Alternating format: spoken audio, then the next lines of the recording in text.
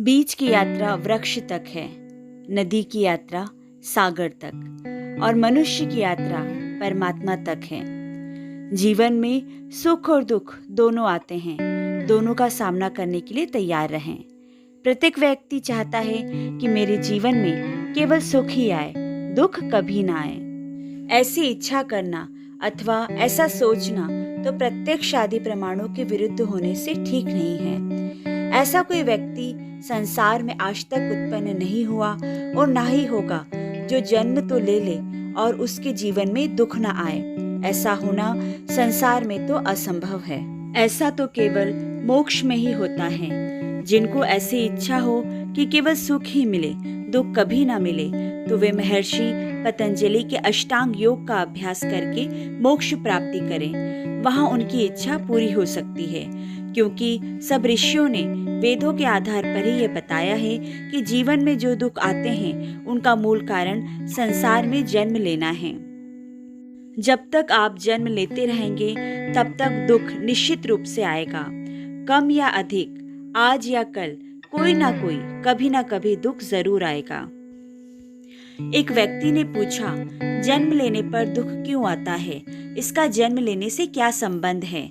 तो ऋषियों ने उत्तर दिया कि प्रकृति जो कि जड़ पदार्थ है, उसमें 3 प्रकार के सूक्ष्मतम परमाणु हैं, जिनके नाम हैं सत्व, रज और तम।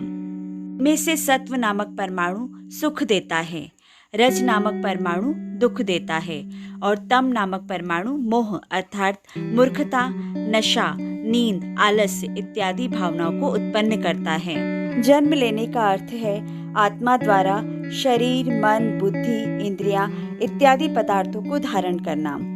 ये शरीर, मन, बुद्धि, इंद्रियां इत्यादि सब के सब पदार्थ प्रकृति अर्थात सत्व, रज, तम से ही बने हैं। जब आत्मा का शरीर आदि से संबंध हो गया तो स्वाभाविक है कि ये तीनों प्रभाव सुख, दुख, मोह आत्मा पर ही आएंगे।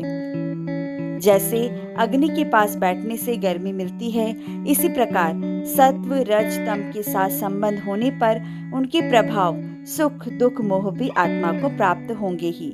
इसलिए ऋषियों ने कहा है कि जन्म लेने पर यह असंभव है कि व्यक्ति दुख से बच जाए। तो सार यह हुआ कि जब आपने जन्म ले ही लिया है, प्रकृति से संबंध हो ही गया है, तो जीवन में सुख भी आएगा, दुख भी आएगा और मोह भी आएगा। मोह अर्थात अविद्या, मूर्खता, ये तीनों प्रभाव आपके जीवन में समय समय पर आते रहेंगे।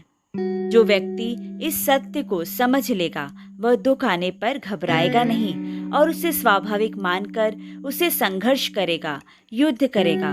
बुद्धिमत्ता से, पूरी मेहनत और ईमानदारी से जो व्यक्ति इन दुखों से युद्ध करेगा, दुखों से बचने के उपाय ढूंढेगा, पूरा पुरुषार्थ करेगा, वह जीत जाएगा। उसका चिंतन इस प्रकार से होगा कि जीवन में कुछ समय बाद सुख भी तो आएगा ही, फिर चिंता किस बात की। ऐसा सोचने वाला व्यक्ति दुख के दिनों को भी शांतिपूर्वक पार कर लेगा। इसलिए दुख आने पर बिल्कुल भी ना घबराएं, बिल्कुल निराश ना हो, धैर्य से सुख आने की प्रतीक्षा करें। सुख भी निश्चित रूप से आएगा।